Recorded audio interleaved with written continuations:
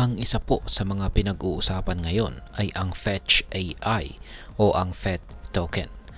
Bakit nga ba ito trending?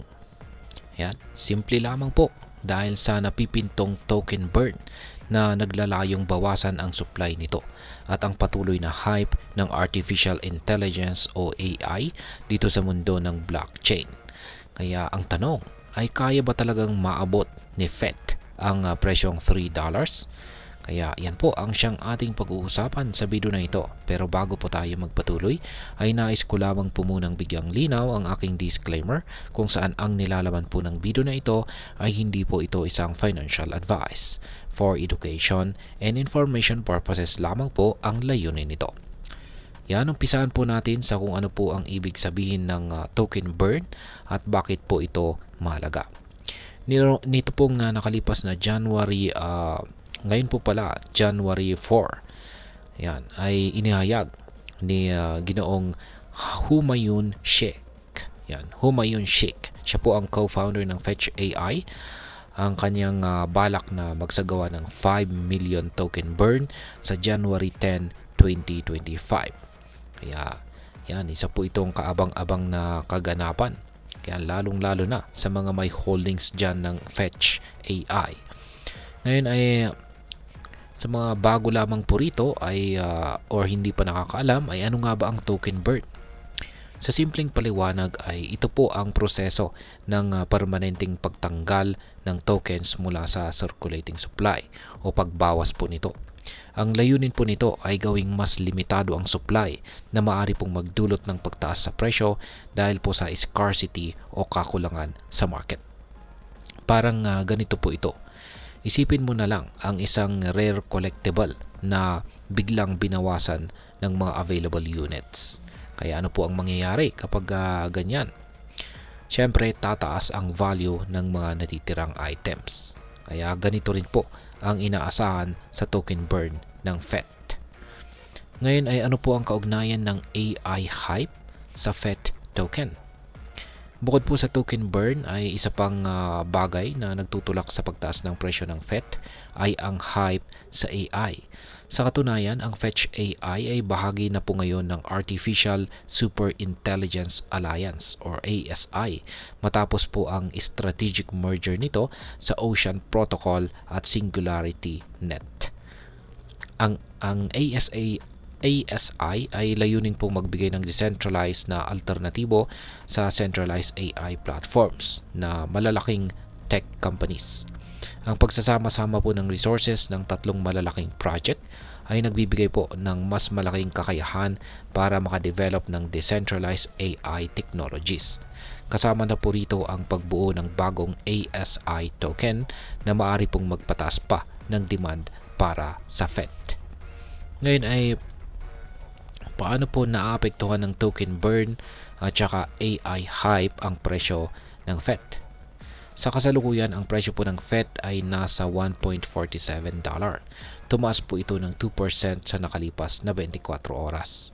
Nakita rin nitong linggo ang stable demand nito na may presyong naglalaro po sa pagitan ng $1.44 at saka $1.50. Sa technical analysis naman, napansin po ng mga eksperto na ang FET ay nakumpleto ang kanyang retest matapos po ang paglabas nito mula sa tinatawag na falling wedge pattern na kadalasang indikasyon ng posibleng pagtaas sa presyo.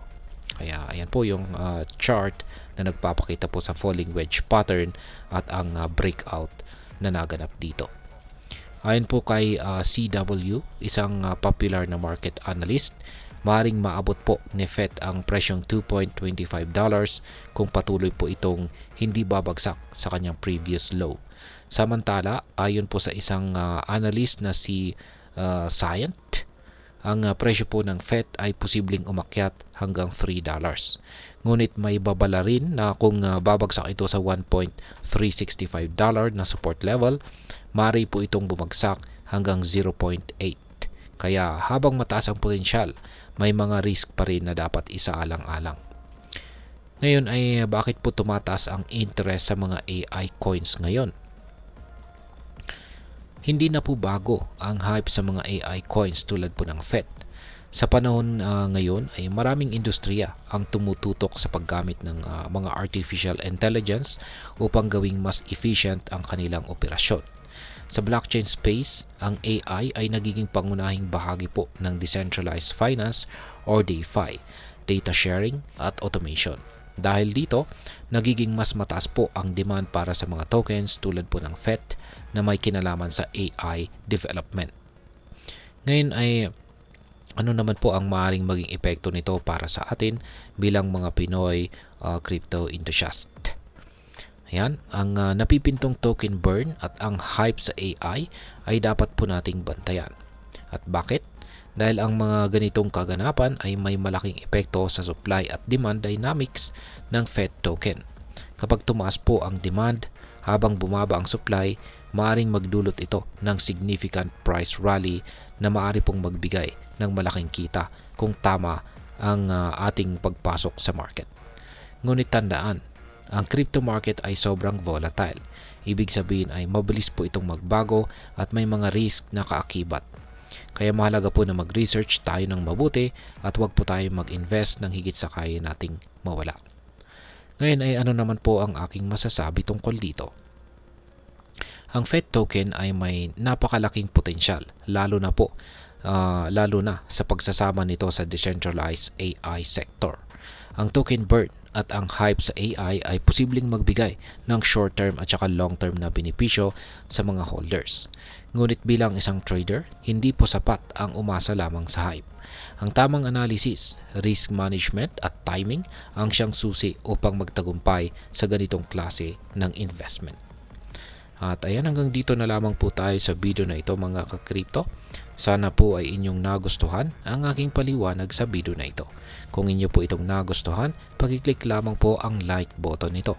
Marami pong salamat sa panonood, ingat po tayo lagi at God bless po sa ating lahat.